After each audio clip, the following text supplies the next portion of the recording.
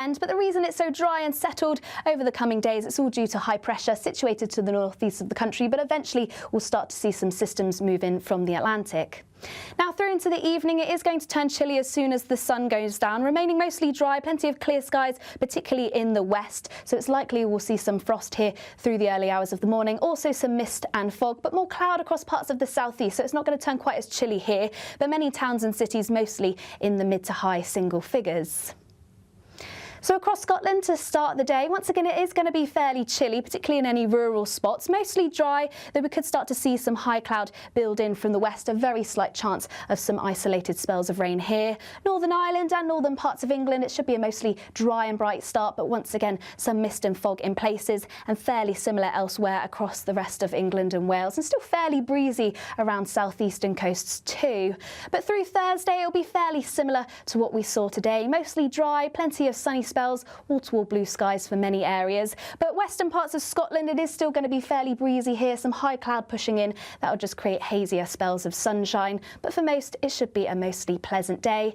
Temperatures will just start to push into the low 20s around the London area, but elsewhere mid to high teens, and still remaining fairly breezy around southeastern coasts.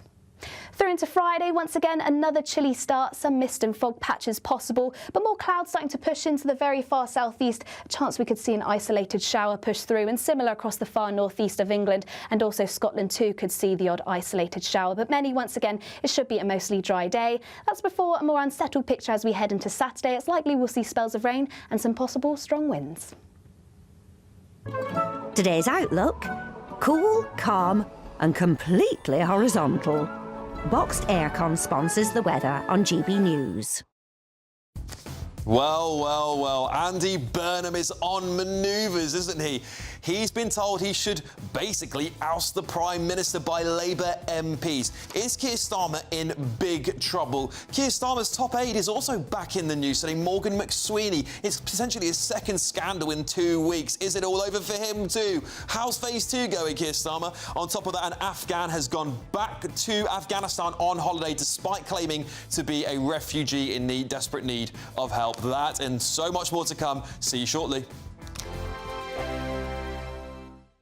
You could bank an incredible £30,000 in tax-free cash to spend however you like. And if that wasn't enough, you'll also get to drive away in this brand new motorhome. This brand new 2025 Benamar Primero could be yours. It comes with all the mod cons you'd expect from a vehicle worth over £74,000 and comfortably sleeps 4 people. This prize package is worth over £104,000. For another chance to win, text WIN to 63225. One entry costs £2.50 plus one standard network rate message, or text bonus to 63225. 5 entries cost £5 plus one standard network rate message. Go to gbnews.com/win. Entries start at £2.50. Call 0903 686 3232. Calls cost £2.50 plus your network access charge. Or post your name and number to GB16 PO Box 8690 Derby DE1 9TT. UK only. Entrance must be 18 or over. Lines close at 4 p.m. on the 31st of October. Please check the closing time if listening or watching on demand.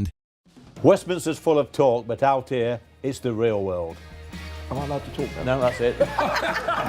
This is where it matters, real people and real lives.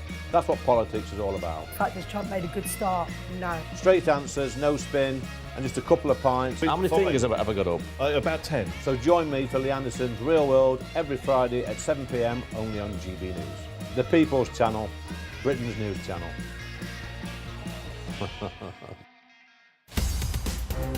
In the GB Newsroom, we bring you the news as it happens. With our team of dedicated journalists across the UK. We're ready to keep you up to date with what's happening every half an hour, every single day.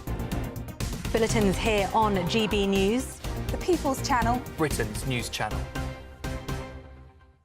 Hi, I'm Michelle Dewberry, and my show is your opportunity to cut through all the noise and dive in headfirst to some robust debates. Ideas clash. Situation, because the failure is... You're deliberately avoiding my point. Nothing's held back. And if you think this is the end of it, wait for more. And we do not shy away from the difficult stuff. Sometimes I want to shake people and say, if only you understood.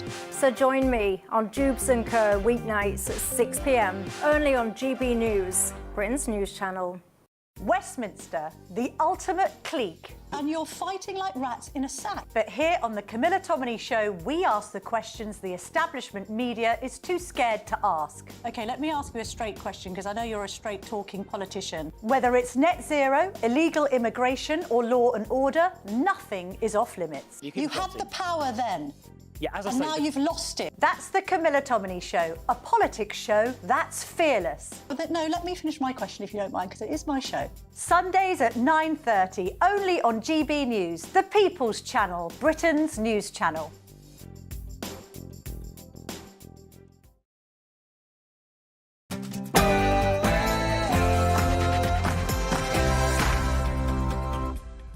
Good evening, I'm Alex Armstrong and this is Patrick Christys Tonight's late edition, breaking right now. Are you saying that Andy Burnham is the man for the job? Well, I've not mentioned Andy Burnham. The media picked that up yesterday. I mentioned the current leader, and he's not right for the party. Well, Manchester Mayor Andy Burnham has revealed Labour MPs are urging him to oust Sir Keir Starmer as Prime Minister. That's as he goes on the media charm offensive. Could this be the end for Sir Keir in just over a year in office? Meanwhile, remember this?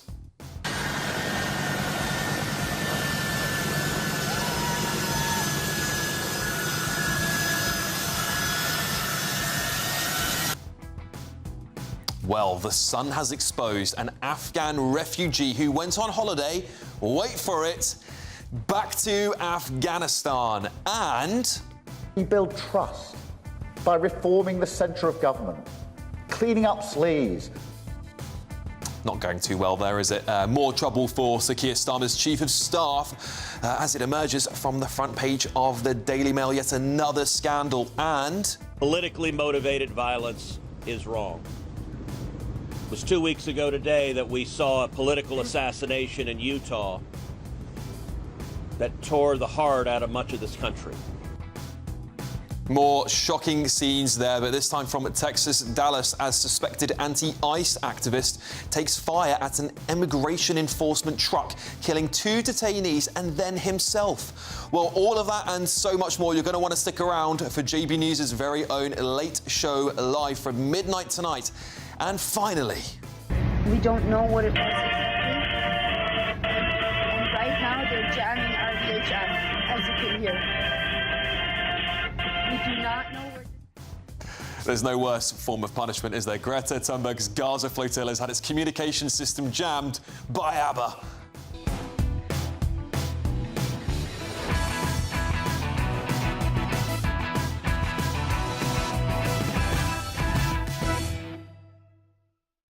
Joining me this evening, journalist and broadcaster Nina Mishkov, director of Popular Conservatives Mark Littlewood, and GB News contributor Steve N. Allen. But first, let's get your news with Tatiana Sanchez.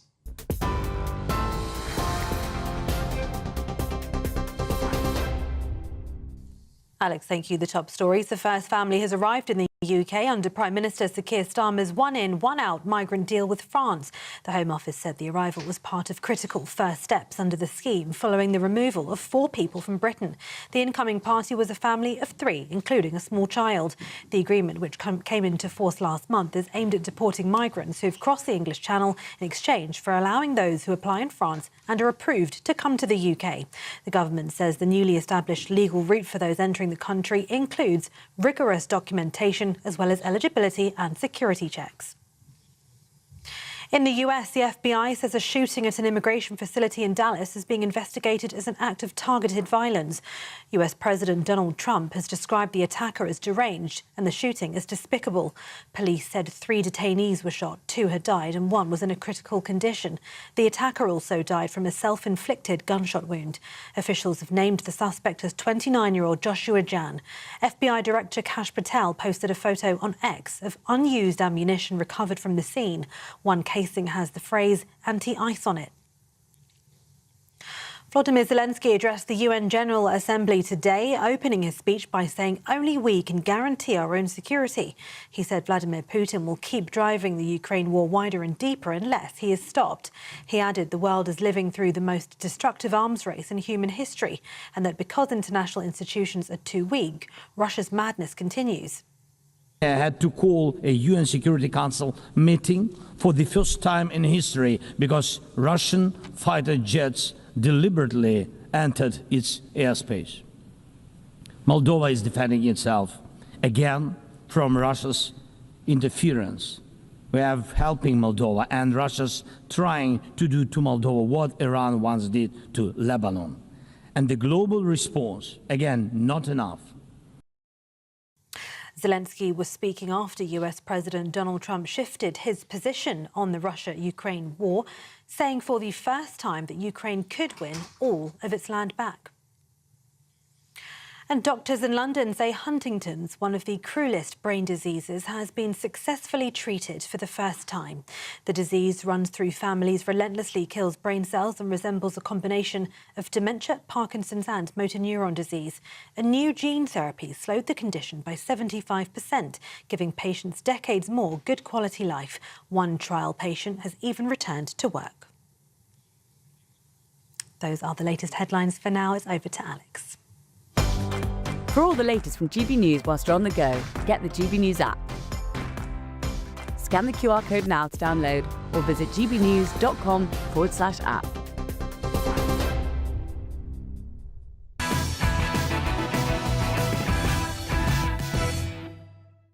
Welcome back to Patrick Christys Tonight. Late edition with me, Alex Armstrong. Let's get straight into Thursday's front pages, shall we?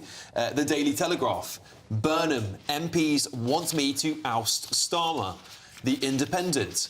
Burnham launches blistering attack on divisive Starmer. The Metro. Khan, Trump must have a crush on me. The Eye, sudden hope, breakthrough gene therapy can treat Huntington's for the first time. The Daily Express, the country is sick of activist judges. The Guardian, Prime Minister gambles on new levelling up funding to tackle the rise of reform. The Sun, Afghan refugee goes on holes to Afghanistan. The Daily Mirror, Strictly Star Thomas and the unpaid 50k COVID loan. The Times, pressure on PM to lift two-child benefit cap. The Daily Star, Rue, I'd be dead without Colleen. All right, let's get the thoughts of my brilliant panel tonight. Journalist and broadcaster Nina Mishkov, Director of Popular Conservatives Mark Littlewood, and GB News contributor and comedian Stephen N. Allen. Look, we have to start, Steve, with the Telegraph, the front page of the Telegraph. Starmer under attack from his own team, his own mayor, Andy Burnham. It's not even like the own team, is it? It's like more his nemesis, the one who's been waiting until this sequel comes around. The plot's been laid for a while, and it's interesting reading through some of the things of the interview. I mean, the headlines have built it up a little bit. It's like one line in the interview where it says, "Yeah, some people got in touch. It's more up to them than me." Yeah. But they've gone big on it. I mean, the thing is, it's more fun than it's ever likely to turn out to be real. There are so many ducks to get in whichever kind of row that would be required, and all it takes is someone to know something to manage to scupper Andy Burnham. But this is fascinating because there are loads of people who spent most of the last year and a bit saying, "Oh, I can't wait to get rid of Starmer. I can't wait to get rid of Starmer." Well, look who you might get. He wants a wealth tax. He wants to be upping your council tax. Yeah, he wants to set out a manifesto with the 50p as the top rate of tax. Now that will really kill off any last hope we have of retaining the wealthy in this country. Nina, saying that though, there's clearly a problem with Keir Starmer's message to the country. It's not, but at least with his left wing, it's not permeating with them anymore. It's not. Well, the trouble always has been that Keir Starmer has a charisma bypass. There is no way around that. Yeah. He is not the most attractive of men. I mean, although in his younger days he was compared to Colin Firth. Actually, and you know, he was the Mr. Darcy of Doughty Chambers, and you know, if you look at pictures of him, he was slightly thinner in the face, probably ate less cheese in those days. I don't know what he eats, but cheese will do it to you. And he had a certain sort of attraction, but now he is completely wooden. But also, it's like the headmaster. Nobody likes the headmaster. Yeah. He's come in and said, you can't do this, you can't have that, wagging your fingers at you, and so nobody likes him. Mark? Well, I think it's worse than that. I mean, in that you could say that somebody of Starmer's personality, and you can't have a personality transplant as a politician. You've got to go with, you know, who you are. But that potentially, you're right, I'm not the most charismatic man, but I'm a serious chap for troubled times, and this is how we're going to sort it all out, and you're not going to get any fanfare, you're not going to get any drama, you're not going to get any fireworks, and he hasn't even pulled that off. I mean, just to go to Steve's point, you know, is it based on just a kind of line or two of what Burnham said? It is, but nevertheless, Andy Burnham has done this deliberately, right? He wasn't just sort of accidentally sitting down with the New Statesman and saying something off the cuff, or with the Daily Telegraph. This is a deliberate attempt by a senior figure in the Labour Party to say that the Prime Minister is not up to it. He hasn't quite used those words, but I mean, this is hypercritical. This doesn't appear to have been a 1-hour sit-down interview of 59 minutes of loyalism with 1 minute of a kind of slip of the pen. Labour Party conference is now going to be an absolute bun fight. I mean, usually the rebels sort of take a step back at party conference, see whether the leadership pull off a PR coup, and if they don't, start moving against the leadership afterwards.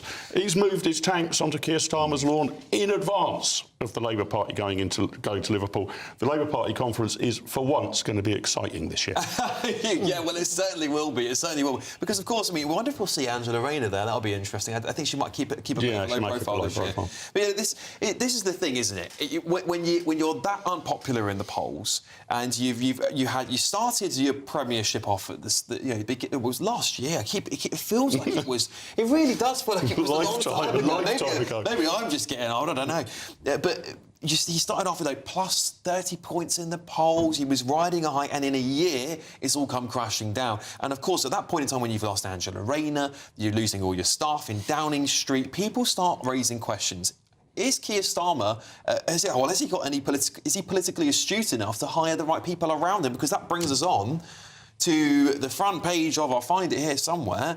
Where is it? It's the Mail. It's the Mail. Thank you very much, everyone. There it is. Thank you, Nina. Starmer's top aide was told by electoral watchdog that donations had to be declared, but he kept gifts totalling £739,000 as a secret, Steve. Yeah, well, we've all done it. Wowzers. No, again, this is one of those that they've already had the investigation. Now, whether it needs to be reopened is the question now, which is less of a sexy question than, look, we've found the smoking gun. But this is more about the quality of the mud to sling, isn't it? It's not actually about finding out whether the investigation needs to be reopened. It's about whether you can get Morgan McSweeney to step down. Because that's what the game is, isn't it? Yeah. Can you just get rid of these members around him? And maybe it will. Yeah, you're right. It is taking the players off the chessboard. It's exactly what's happening. I don't know. I'd be surprised if it gets to that, because there's been an investigation and there's already been a fine and there's already been changes made to the way it was done. But it does look dodge. I think that's what we're left with, isn't it? It looks a bit dodge. It gives the right-wing press, the Express, the Mail, the Telegraph, the opportunity. You know, they've been. You know, part of the reason you say you're surprised that Starmer has fallen so low in such a relatively short space of time. It's because from the start he's had the right-wing press and the Sun gunning for him, just going, and they've been very, very powerful for 14 years. And now to give some balance to that, because I would say that they did the same to Boris. Yeah. I would say they did the same to Boris. I mean, they did go after Boris Johnson. Everybody did the same to Boris. Boris did the same to Boris. It's the job of the media to go after the government. I understand that. I understand that. But for instance, like the Mail and the Telegraph in particular had such power over the last 14 years, and then to not have the power, and that's given them extra impetus, and I really feel that. Can I do something counterintuitive? I want to stand up for Morgan McSweeney, right? Yeah. Are you feeling well? Don't stand up yourself, Mark. It's too tempting when somebody from the other side of the aisle gets into trouble to say it's scandalous, they've got to go, and all of the rest of it. But I'll tell you who I think the real baddies are here. It's the Electoral Commission. right? This is quite a complicated issue. What it revolves around is if you give money to McSweeney's think tank and he uses some of that in a way that helps Starmer's leadership campaign back in the day, who's supposed to fill in what piece of paper where? And maybe McSweeney and this think tank didn't fill in the right forms, right? That's about the most they can be accused of. But the last thing we need, I complain about quangos and bureaucrats all the time, is these anonymous bureaucrats policing our political system. So, look, if he hasn't filled in a piece of paper right, go back and fill it in. But I don't believe this is high-level sleaze, and frankly, the Electoral Commission should be shut down. And look, to be fair to him, he was advised by a lawyer, a top lawyer is what we keep being told. I mean, I don't know who that is, but he was quoted yesterday. So let's to give the man some credit. He's not the one going, I'm just going to put that down as an admin error. It's someone saying to him, just put it down as an admin error, mate. I'm a lawyer. You'll be fine. And I think that's what we miss here. The reality is, though, regardless of all this, Keir Starmer's ability to hire people that haven't been embroiled in this, and people will ask questions, Steve, and they'll say, look, you knew this was an issue before. You never know what can come out of these things. You've been embroiled in such a massive, it was quite a big deal back in its day. Do you think it was the right idea to hire him in the first place? And that's what people are going to be asking. Yeah, not for this reason. Maybe there were other reasons pushing his hand. I know what you mean about to the earlier point about the newspapers go after. Everyone knows that, including the Labour Party. So what you should do is make sure you're a bit spotless. So when you're picking people, you've got to say, have you ever bought 3 houses and done something a bit dodgy about stamp duty? Maybe put that as a question you'd have in an interview. Well, the only problem is that happened actually while she was in office. But the thing is, I think that Starmer has I think he's a ruthless bastard, actually. Am I allowed to say bastard? I'm going to apologise for that, yes. I apologise for any alluding to that. No, are we allowed to say that? I don't think so. Not even the Late Show? No, I don't think All right, we are. sorry. Sorry about that. Apologies. I thought after 11 we could do that. And he has chosen, ruthlessly, the person who is best for the job, like he did with Mandelson. I'm sure he knew all about Mandelson, and he was the best man and to woo Trump at the time. And in fact, Mandelson got us all great deals and all of that. And so that was a punch. Yeah, Is this the problem we've got, Mark? Yeah, this is nothing like that, I know. I mean, the problem I think he's got, really, is there is no plan.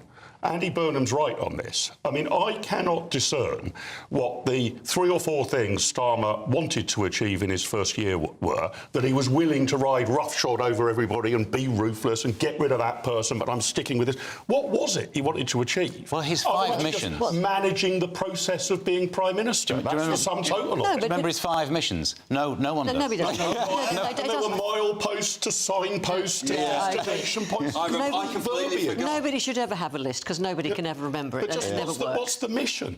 No, the thing is, I think he was faced with such a catastrophic situation in almost every aspect of British life that it's actually he's been drowning. Was the mission to fix the public finances, because they're now in a worse state than when he took over? I think he should have used that to his advantage, rather than say, in realising it's such a bad mess, I'll be the guy to fix it. Say earlier. Instead, on the election campaign, it was, here's what we won't do. Well, we also won't do this, and their hands are tied. This is it, because he's balancing delivery for the ideological side of his party, which want to see, net zero or all these things that you can argue are political and ideological, versus an economy that is stagnating, a debt crisis that's spiralling out of control. And also, they're not the party of austerity, are they? And that's really, if we're being honest, what the country needs right now is it needs to cut spending dramatically, and Labour can't do that, can they, Nina, really?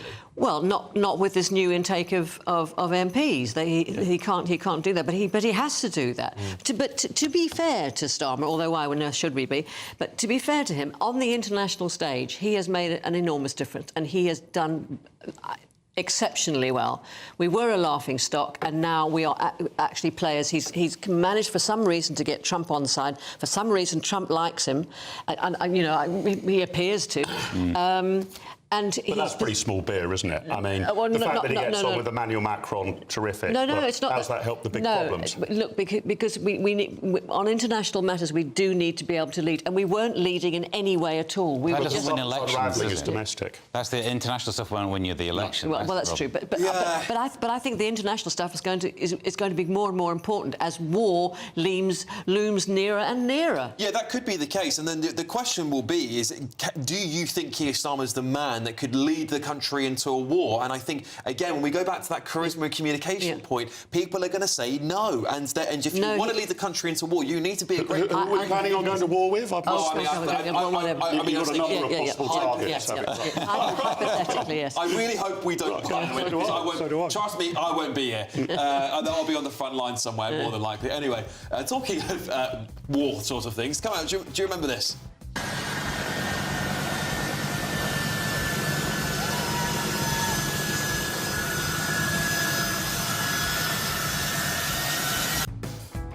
Yeah, that was the last flight out of Afghanistan following the end of the war. Well, of course, we know from the front page of The Sun, an Afghan refugee a refugee in this country has gone on holiday back to Afghanistan. This is Patrick Christys tonight, late edition with me, Alex Armstrong. Stay tuned.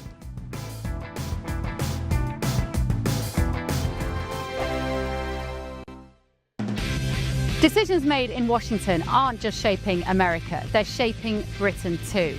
From migration to global security, from crime to health. Whatever happens in the White House today will be felt in your town or city tomorrow. That's why The Late Show is live from Washington, D.C. Cutting through the politics to show you what it all means for Britain. The Late Show live every night at midnight. Only on GB News, Britain's news channel.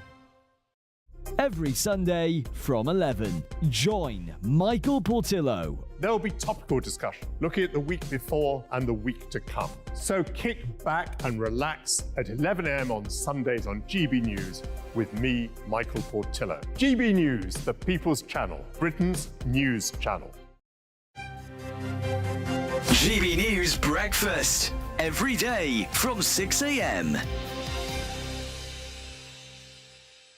So, it is really, really tough, but it's also tough for people who are blind, people who are like pushing buggies, wheelchair users. I mean, my late father was a wheelchair user, and, back in the day, we'd have to sort of get him off the road, and then we'd be in the road, and then we'd have to get him back up onto the pavement again. And that's a big price to pay for somebody who's not prepared to walk around the block and think they have the right to, park on the pavement. Maria, how do you think it should work? Do you think this needs to be a national ban on pavement parking, or do you think it should be led by councils, so councils decide area by area where you're allowed to park? I think it should be a mix. I think what we should do is have a blanket ban on pavement parking, and then what councils can do is, there's certain roads, there's one here in Exeter where the road is very narrow and the pavements are very wide. I'm not quite sure why, but, it's perfectly safe to park on there. So like a street like that would be fine. And I think one of the problems at the moment is legislation. It's just so unclear, because there's this rule which says that you must not park on the pavement in London and Scotland, but you should not do it elsewhere. So it becomes a bit of a moral maze. And I think that, just to make that clearer about what people should do, because a lot of people sort of think, well, I can do it. And of course, traffic wardens can't do anything about it. GB News, the People's Channel. You want to know what's really going on in the corridors of power? Labour don't know what to do with you half the time, and that makes you quite lethal in the chamber. Get behind the headlines with Chopper's Political Podcast. Join me, Christopher Hope, as I sit down with the great and the good of British politics. We'll see where this ruling takes us. These are the stories shaping our nation. Chopper's Political Podcast, available now on all platforms. Listen in and stay ahead.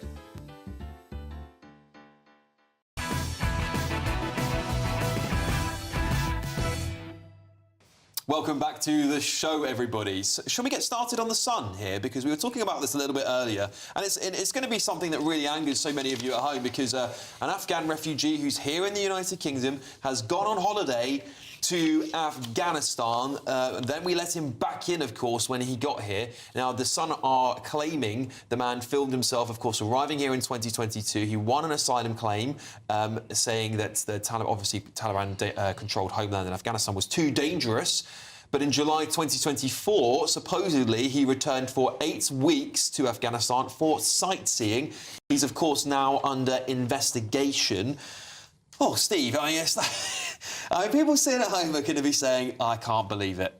Look, so he was saying he wasn't safe back in Afghanistan. Yes, it was too dangerous. But Taliban. Have you ever heard of extreme holidaying? I think this is what it is, isn't it? Some people bungee jump, some people, you know, that's what New Zealand was famous for. He's worked out at a new level. A change is as good as a rest, and maybe that change was being tortured. It wasn't, because what they did is they've been through his social media and they've seen all the videos of all the sightseeing he's done over here, and then pop back over there. Now, there are rules in place. The rule is if you've got asylum, you are not allowed to go back to the place that you are claiming you are not safe in. So the rule is in place. It is just annoying that no one acts upon that rule. We've got the rule that they could actually investigate this guy. Hopefully something happens from it. But at the moment, it's just an absolute wind-up, isn't it? Nina? Home Office not fit for purpose. Yeah. It never has been. And this is a ludicrous example. I said on the programme earlier, well, maybe he's got a sick mum, but I mean, you know... It could still be the case, right? I mean, you never take a headline for what it's worth, but what we do know, at least the Sun are alleging it was sightseeing. Yep, they were saying that, and well, of course they would. No, it doesn't look good at all, and we all remember that terrible scene with the plane taking off and people clinging to it and falling. You know, it was just heartbreaking. All the tragic stories there were there, and if you manage to escape that, then fantastic. But then saying, oh well, actually maybe it's not so bad. I can't see it unless I read the whole story. I can't say any more than that. Fair enough, Mark. I'm trying to work out. I mean, Steve suggested that maybe he's an extreme holidayer. I'm trying to work out what could conceivably justify this. Yeah. I mean, is he going to say, I was an asylum seeker, but the good news is I found work. I'm now an undercover war correspondent, and I'm going back up behind enemy lines in order to report the terrorists. I'm the new Kate Adie on the sea. I mean, now, Nina, you're right. The Home Office is probably the most dysfunctional department in British government, and my God, that is a high bar because most of them are dysfunctional. But we've got to. I mean, basically, people who don't process these things correctly need to be fired. Yeah. Well, absolutely. I mean, who was the caseworker on this? Well, what information did they look for? And why hasn't he now been kicked out? And it's just going to be a whole bunch of bureaucrats we don't know the names of, all shrugging their shoulders. Oh, lessons have been learnt. People who fail to do their jobs properly should be sacked. And it's not the first case we've heard of this. No. We've heard multiple reports suggesting there's hundreds of people who are going back to so-called dangerous places to see their family, then coming back. But why would you expect anybody to do anything about it unless the incentives and the punishments are in the right place? This is just hearsay, but I know someone who's close relative, lives not far from Liverpool and is in charge of the processing of illegal migrants and spends much of his time on the golf course. Yeah. And he has one of those things where, or the wife comes along and just jiggles the mouse to make sure they... Stays up. Yeah. Seriously. Working from home. I believe you. Why are we surprised? And what I was going to say, to give a bit of balance to this, like, what if the Home Office are completely overwhelmed? But they also are overwhelmed, aren't they? Completely overwhelmed. It's too much golf. Or tennis elbow, From all that mouse wiggling, There's also the bit, just the brazenness of it. Surely he was aware of the rule. Just, if you're going to post your TikToks, do them all apart from the ones where you're in the one place legally you're not allowed to be. This is not the guy who's going to end up as a brain surgeon. No, it's certainly not. And I think that this is the problem people have, right? This is where British people get very upset, because we are a very generous country and we're a very kind country. On the whole, we have been very, very welcoming. However, when you see examples like this is where public trust begins to fall to the side. Anyway, look, let's move on to another story here, because Thomas Skinner, some of you may know the name. He's now on BBC's Strictly Come Dancing. The Mirror are running... this is the second sort of scandal we're talking about here, and I don't want to accuse him because we don't know for sure if he's done anything wrong, but The Mirror are saying Strictly star Thomas and the unpaid 50k COVID loan his firm borrowed taxpayer cash while he bragged of millions of pounds deals. So... they're saying here, of course, and I'm digging into the story a little bit more on their website here. One of the quotes he has said here is, everyone's got loads of money. We was cleaning up. It was easy. It was so easy. I put a social media post up. It would take 30 grand's worth of orders. He added, I was riding a wave on the back of COVID. £1 million deals were the norm. Every couple of months, it was insane.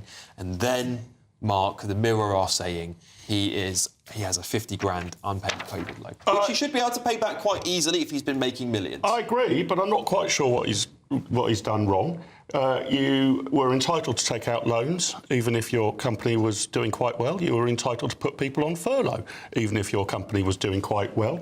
Not obvious to me what law he's broken at all. But he hasn't paid it back. Well, again, then, who's in charge of the COVID loan system? We've got our asylum system policed by one red top, and our financial system policed by another red top. Who's actually working for the government? Might I remind you, Mark, that the COVID crisis was when the Tories were firmly in power, and so was Boris. And so that goes back to fraud. Decision.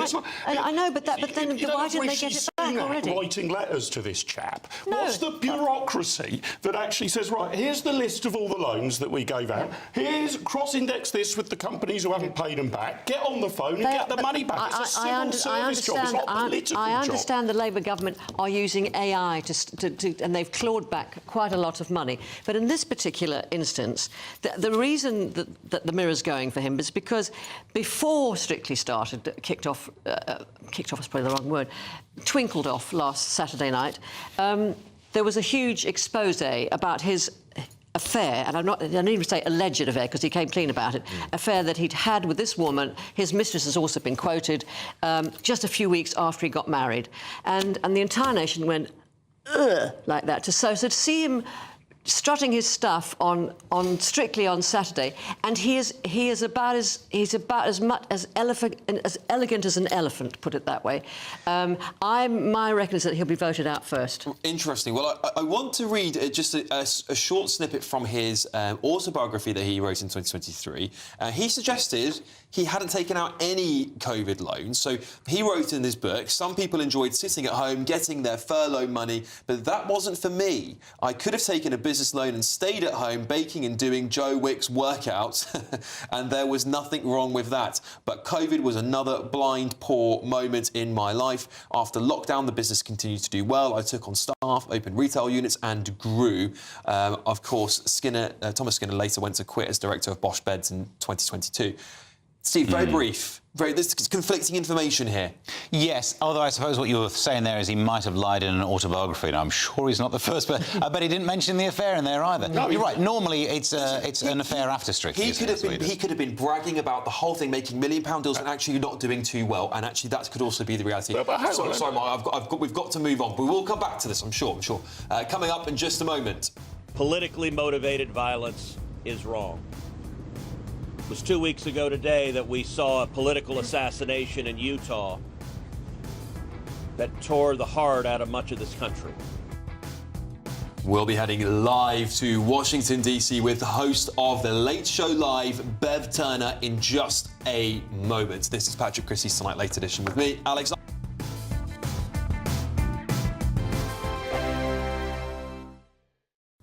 Hello, good evening. Welcome to your GB News weather update from the Met Office.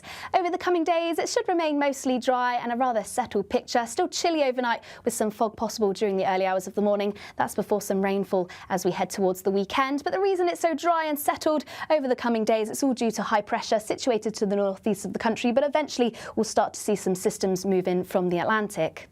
Now through into the evening, it is going to turn chilly as soon as the sun goes down, remaining mostly dry, plenty of clear skies, particularly in the west. So it's likely we'll see some frost here through the early hours of the morning, also some mist and fog, but more cloud across parts of the southeast. So it's not going to turn quite as chilly here, but many towns and cities mostly in the mid to high single figures.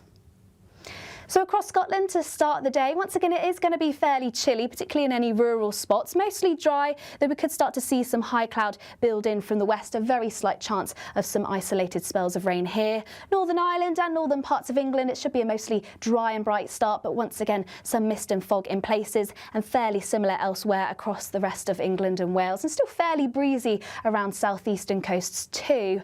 But through Thursday, it'll be fairly similar to what we saw today. Mostly dry, plenty of sunny spells, wall-to-wall blue skies for many areas. But western parts of Scotland, it is still going to be fairly breezy here, some high cloud pushing in. That will just create hazier spells of sunshine. But for most, it should be a mostly pleasant day. Temperatures will just start to push into the low 20s around the London area, but elsewhere mid to high teens, and still remaining fairly breezy around southeastern coasts. Through into Friday, once again, another chilly start, some mist and fog patches possible, but more clouds starting to push into the very far southeast. A chance we could see an isolated shower push through, and similar across the far northeast of England, and also Scotland too could see the odd isolated shower. But many, once again, it should be a mostly dry day. That's before a more unsettled picture as we head into Saturday. It's likely we'll see spells of rain and some possible strong winds. 5 hosts, 5 opinions, 5 fearless debates, 5 unfiltered takes on the day's news. 5 reasons not to be anywhere else on Saturday night. This is the Saturday 5. You got me good there. Britain's biggest Saturday night TV show. It's not a bad brand. Yeah. Uncensored. Very, very racist tonight on the unpredictable. What did she say? Can you translate it for us? And always entertaining. And how can a country go from being led by William Wallace Saturday nights from 6 p.m. only on GB News. The People's Channel. Britain's news channel. You're going to want to stay tuned, trust me. Britain was once the envy of the world. But look around. A nation that no longer knows what it is or where it's going. A country that's broken. How do we fix Britain? How do we bring it back? Friday night with Matt Goodwin at 8 p.m. Only on GB News.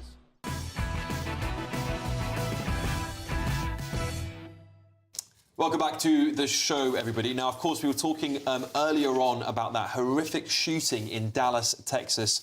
2 fatalities, I believe. A gunman targeting an ICE detention vehicle, I believe. Let's throw to the video, shall we?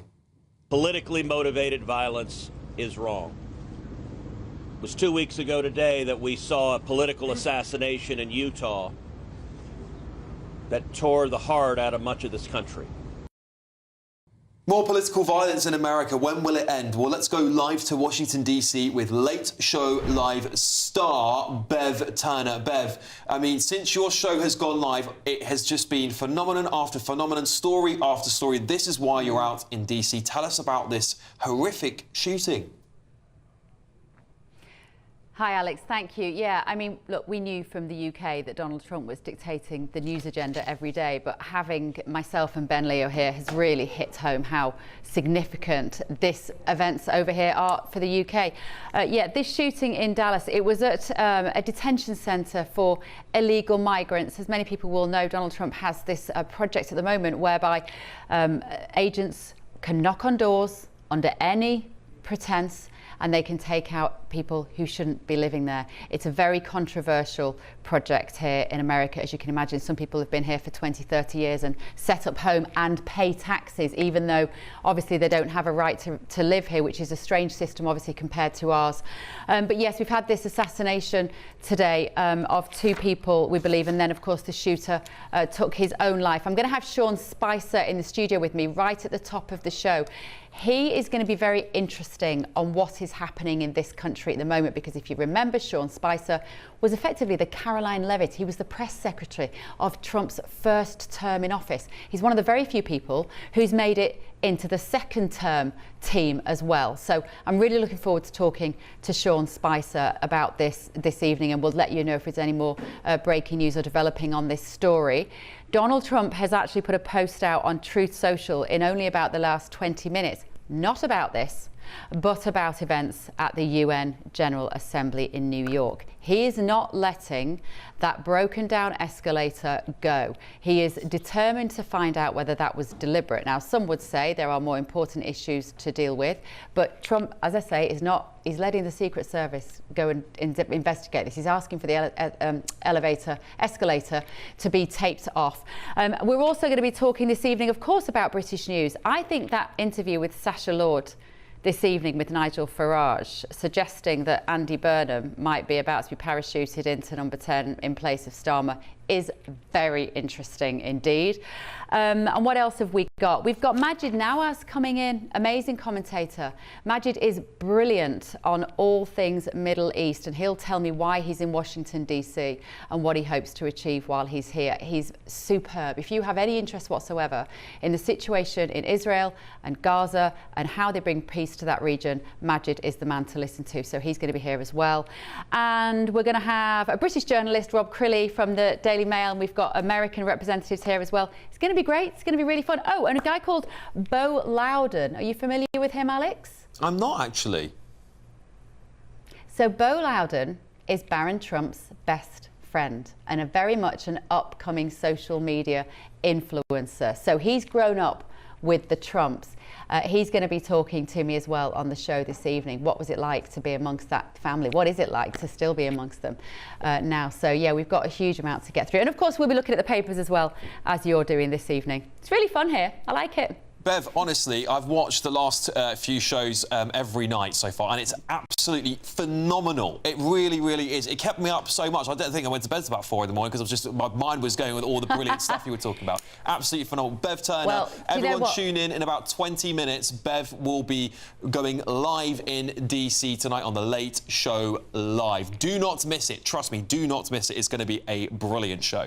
All right, let's bring it back here to the panel. I want to talk about the front page of the Daily Express because Robert Jenrick, a man who's not unfamiliar to the press these days, has hit out of the judiciary for failing to deport illegal migrants, saying the country is sick of activist judges. Britain's ability to deport criminals and failed asylum seekers could be undermined by activist judges, warns Robert Jenrick. Mark, Kemi Badenoch, the party leader here, always getting shunned aside. I mean, I don't want to. I mean, obviously, let's talk about activist judges, but I mean, we can't talk about this front page without talking about Robert Jenrick. Yeah, the front page of the Daily Express is basically a Robert Jenrick tweet, isn't it? I mean, I think it is only about 140 words long. Look, Jenrick's been brilliant at grabbing headlines, doing stunts, and yeah, I know everybody sort of says, oh, well, you know, Kemi's not going to be happy with that. If the Tories wanted to survive, you need the entire shadow cabinet doing this.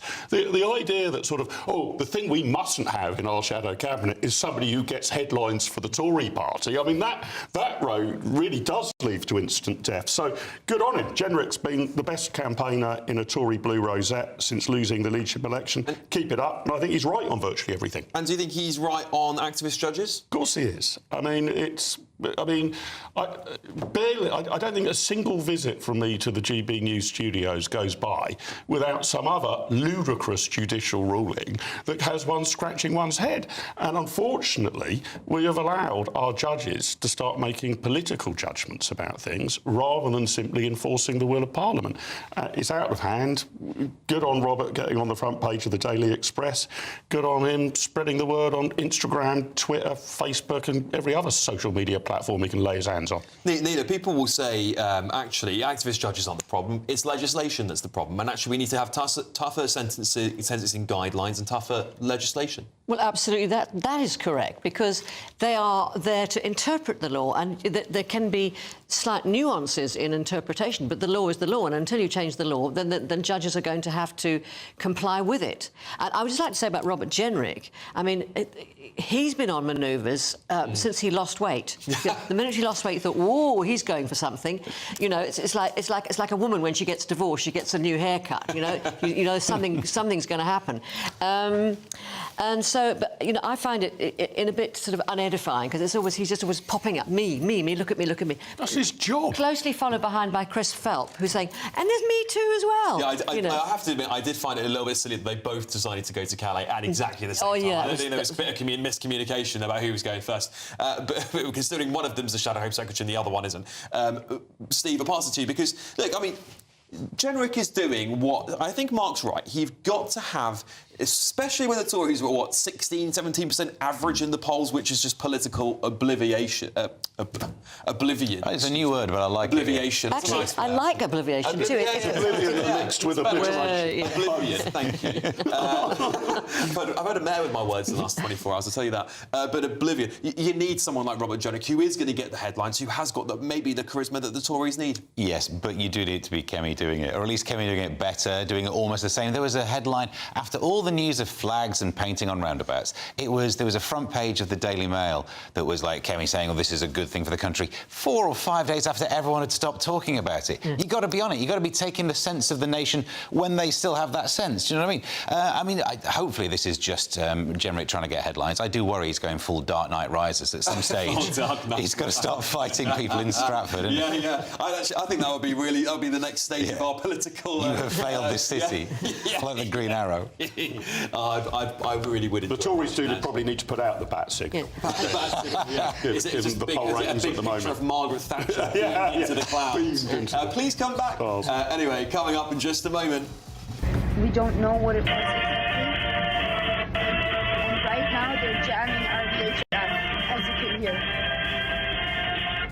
do not know what... I mean, you've got to laugh. You've got to laugh. It's the last thing I'd want to hear when I'm trying to sleep. Anyway, this is Patrick Christys tonight, latest edition with me, Alex Armstrong.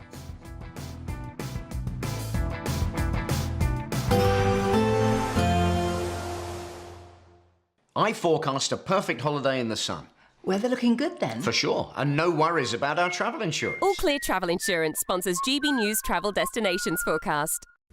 Western and central parts of Europe will start to see any heavy downpours easing away, though some scattered showers will still remain. That's not so much the case across the Canary Islands, Madeira, also Spain and Portugal. Mostly settled here, largely dry, plenty of sunny spells. But across France, even into parts of Germany, we could still see some isolated showers remain. But through Italy, the Adriatic coastline and also parts of Greece remaining settled, dry with sunny spells, though we could start to see more showers over the weekend.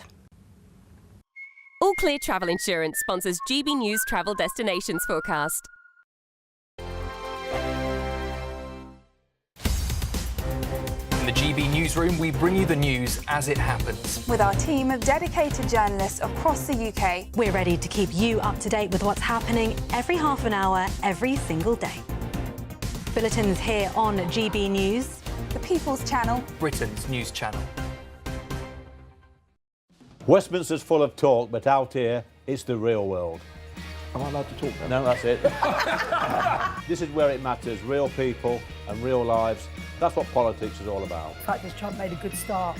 No. Straight answers, no spin, and just a couple of pints. How many fingers have I got up? About 10. So join me for Lee Anderson's Real World every Friday at 7 p.m, only on GB News. The People's Channel, Britain's news channel.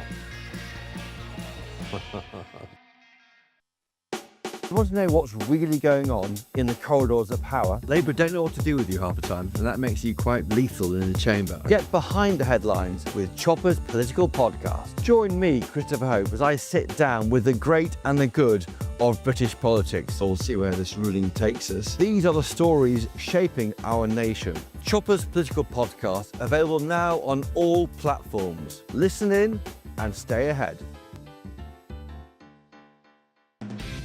Decisions made in Washington aren't just shaping America, they're shaping Britain too. From migration to global security, from crime to health. Whatever happens in the White House today will be felt in your town or city tomorrow. That's why The Late Show is live from Washington, D.C. Cutting through the politics to show you what it all means for Britain. The Late Show live every night at midnight. Only on GB News, Britain's news channel. Hi, I'm Michelle Dewberry, and my show is your opportunity to cut through all the noise and dive in headfirst to some robust debates. Ideas clash. Situation, no, isn't it? No, because the failure is you're deliberately avoiding my point. Nothing's held back. And if you think this is the end of it, wait for more. And we do not shy away from the difficult stuff. Sometimes I want to shake people and say, if only you understood. So join me on Dubes & Co. weeknights at 6 p.m, only on GB News, Britain's news channel. Westminster, the ultimate clique. And you're fighting like rats in a sack. But here on the Camilla Tominey Show, we ask the questions the establishment media is too scared to ask. OK, let me ask you a straight question, because I know you're a straight-talking politician. Whether it's net zero, illegal immigration or law and order, nothing is off limits. You had the power then.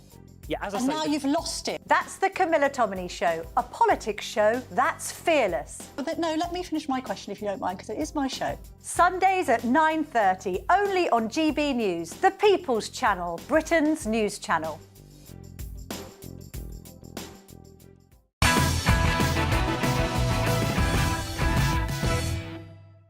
Well, you stuck around to hear about the Gaza flotilla. Of course, we've seen the, alleged drones that are playing ABBA endlessly, which I think is highly amusing, personally, considering that I think the whole flotilla thing is just a complete shameless PR stunt for people who've got nothing better to do.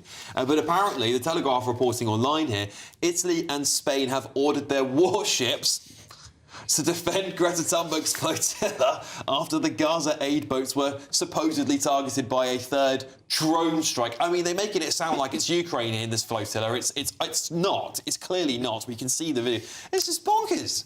It's just the world's gone nuts. I mean, if you're going to do something and you really care about this issue, send your warships into Israel. Go to war over it. Don't send them to protect Greta Thunberg, Steve, very brief. What do you think? Well, you seem to hate ABBA more than I do. You said it was the worst. I love some of the tunes. You know, I'm not saying I hate ABBA. It's just not my cup of tea. No, I think that's the most offensive thing you've said on this show. I will be. I completely agree. You're right. Complaints your gut. I've lost the room. That's That's it. I'm finished. I do take your point, though. Actually, they should do something properly. When you look at the pictures of the starvation that we're seeing, as I was tweeting the other day, Starmer's plan to release the sausages, not a bad idea. Yeah, well, actually, good point. All right, well, should we turn on to some good news? Because we don't really have much good news these days, but this one I think is exceptionally good news. We've got the front page of the Eye here. Sudden hope. Breakthrough gene therapy can treat Huntington's for the first time. So this global clinical trial of one-off treatment shows progression, slows progression of symptoms by 75%. This is beyond their wildest hopes, Professor Edward, one of the researchers, is telling us. Nina, great news. It's wonderful news because Huntington's career is one of those diseases that runs in families, and I think if you have a parent with Huntington's, you will have a 50% chance of getting it, and then you'll know you have a death sentence that involves dementia, paralysis, and Parkinson's, and that must be the most horrendous thing, just moving inexorably towards that. And so sad. And this is where I think gene therapies come through, and it's a wonderful thing. It gives people hope. Well, my grandmother had multiple sclerosis, and I know it's not the same thing, No. but it gives hope that one day we'll find cures for these horrible illnesses. They really are some of the worst ways people can die, unfortunately. I mean, my grandmother couldn't move any part of her body apart from a bit of her head towards the end. I mean, incredible woman. It gives me much strength thinking about what she went through every day. But these sorts of things, Mark, give us hope that humanity can work for better. Yeah, I mean, look, great news story. Sometimes good news is no news. But I'm even more optimistic than that. I mean, I hope, probably even think, that the number of medical breakthroughs we're going to see in the coming 10 or 20 years, especially with the help of artificial intelligence, could be transformative. And you know what? Our progress as the human race isn't consistent. My generation, I guess, as all of us, have lived through a massive change in communications. I guess it would be my grandparents' generation, and my parents lived through a massive change in transport, which hasn't changed very much in our lifetimes. Let's hope we now get a massive change in healthcare, and these sort of stories become the norm, not the exception. Yeah, and you're right. Anything to do with like proteins, AI will be all over because the folding of proteins is one of the trickiest things to try and analyse. I'm pro-science, and we went through that weird phase of having to put the definite article in front of it and call it the science. Can we move from that? Because science is not a thing, it's not a religion. It's just a way of getting information. It's a system of getting information, and look what it can produce. Yeah, absolutely. It's one of the good. I mean, we talk about AI quite a lot. People are quite fearful of it, but I think this is one of the things that will change the world very rapidly. There's another story here, perhaps a good news story. Let's find out. The high street food chain Greggs is set to open its first pub serving exclusive beers and a menu featuring its classic bakes and sausage rolls.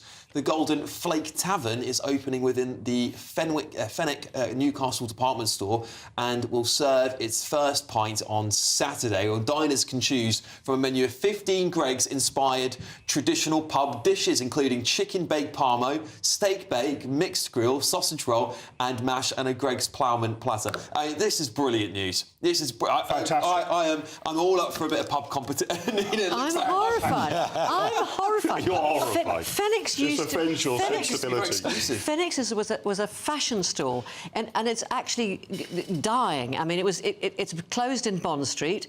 And is it still open in Brent Cross? My mum used to drag me there every weekend. It's still there. It's still there, but it's limping along there. Right. But you know, Greggs and Fenwick's are so diametrically opposed. I thought you were in favour of diversity in society. This is great diversity on the high street. I am, but I'm hoping the NHS is taking on extra staff. The number of heart attacks that are going to come through their door. Might give Nina one if she gets just to walk past one. I've never been in a Greggs, I have to say. They should put a Greggs in the hospitals then. At least you cut down the carbon miles, wouldn't you? It'd just be quicker to go straight from there to there. No, I think you're wrong saying that AI is going to be the big revolution. This is the big revolution. They've got pasty technology into pubs. This is what we've wanted. What more could a man want? Well, exactly. What is it about men and pasties? I mean, and that sort of pastry nonsense. We can't explain it. It's the shape. There's something about having a pint with something like a pastry, something savoury that I just absolutely love. I can't put my finger on it, but I think this could take the battle to Wetherspoons, Mark. Oh, I guess it could. Well, free market. I mean, look, if we're going to turn our economy around, more Wetherspoons, more Greggs, more pubs, jobs, more pasties. That's my economic plan for growth. Gets rid of the pension problem. Growth. It certainly does. It certainly does. Should we just have one more roll through of your newspapers quickly, shall we? Because the Daily Telegraph here reporting Burnham MPs want me to oust Starmer. The Independent. Burnham launches blistering attack on divisive Starmer. A bit of a theme, isn't there? Metro, Khan. Trump must have a crush on me. And then we'll go to The Guardian. PM gambles on new levelling up funding to tackle rise of reform. The Times. Pressure on PM to lift two-child benefit cap. The Daily Mail. Starmer's top aide was told by election watchdog that donations had to be declared. The Sun. Afghan refugee goes out on hold to Afghanistan. And the Daily Star. Rue, I'd be dead without Colleen. I mean, look, this has been quite an interesting news roundup, hasn't it, guys? Because we've gone from everything from Greg's opening up pubs to the Prime Minister might be on the ropes again, but this time by Andy Burnham. What's been your favourite story of the night, Nina? Is there one that stands out to you? Oh, I like the Thomas Skinner going down. Thomas Skinner one going down. I like Thomas Skinner going down. Nina likes the rise and fall. We go. Mark, anything caught your eye? Yeah, Greg's is going to save Western civilization and this country, no question about it. Steve? Oh, it's got to be the idea of asylum seekers going back to the place they're fleeing from. It's just because I've now got a new idea for like a travel agent I'm going to open. Yeah, I kind of feel like the last... I mean, I thank you all, by the way, for putting up with me while I look after this show for the last few weeks. Of course, with Nana Rakuya as well. I've been doing this show between basically Mondays and Wednesdays. And so thank you for having me and putting up with me. I know we all miss Patrick. He will be back on Friday. However, if you have enjoyed this, I have a show on Saturdays. So you can come and watch Alex Armstrong tonight from 9 o'clock from Saturdays and Sundays, might I add as well, if you would like to come and join us. Thank you to my panel for joining me tonight. I hope I can see you on the show at some point. And that's all we have time for on this show. But up next is The Late Show Live, a brilliant new show hosted by the one and only Bev Turner. Bev, take it away. Thank you, Alex. Thank you so much. I have got a green room full of amazing guests here this evening. We've got Sean Spicer at the top of the show. You remember that name. He is one of the very few people to have gone with Trump into this administration, and he was also in the last. How has he done that? We'll find out. And how do those two governments compare? We're going to be talking about Nigel Farage and what he's been saying in the UK as well today. It's going to be a fantastic show. I want to hear from you. gbnews.com/your say, please. We're going to be also looking at what Trump is doing about the UN and the broken down escalator yesterday. He's not letting it go. And of course, that shooting in Dallas at the illegal migration centre. We'll bring you the very latest on that. Don't go anywhere. The Late Show Live with me, Bev, in just a minute. This is your chance to win a motorhome and cash in our biggest giveaway to date. Courtesy of Marquis Leisure, you could be the proud owner of this 2025 Benamar Primero. It comfortably accommodates 4 people and can be driven on your standard driving licence. Plus, you'll also bank an incredible £30,000 in tax-free cash to spend on anything you like. Make sure you don't miss out. For another chance to win, text WIN to 63225. One entry costs £2.50 plus one standard network rate message. Or text BONUS to 63225. 5 entries cost £5 plus one standard network rate message. Go to gbnews.com/win. Entries start at £2.50. Call 0903 686 3232. Calls cost £2.50 plus your network access charge. Or post your name and number to GB16 PO Box 8690 Derby DE1 9TT. UK only. Entrance must be 18 or over. Lines close at 4 p.m. on the 31st of October. Please check the closing time if listening or watching on demand. Good luck. Westminster's full of talk, but out here, it's the real world. Am I allowed to talk No, now? that's it. This is where it matters, real people and real lives. That's what politics is all about. The fact has Trump made a good start? No. Straight answers, no spin, and just a couple of pints. How many fingers have I got up? About 10. So join me for Lee Anderson's Real World every Friday at 7 p.m. only on GB News. The People's Channel, Britain's news channel. Miriam, you can't be serious. Scrapping the triple lock on state pensions? Madness. Andrew, we just can't carry on pretending. The numbers just don't add up. We've got to be honest with people. We've got to face the facts. That's what people want. Well, that's what you get on GB News and on Britain's Newsroom. Lively debates, lively conversation. Britain deserves a newsroom that puts the facts and your voice first, and we're not afraid to hold power to account. And each other. So join me, Andrew Pearce. And me, Miriam Gates, for Britain's Newsroom, weekdays from 9:30 on GB News. The People's Channel, Britain's News Channel. Join me, Nana Akwe, for an informative, interactive news programme with a difference. It's fun.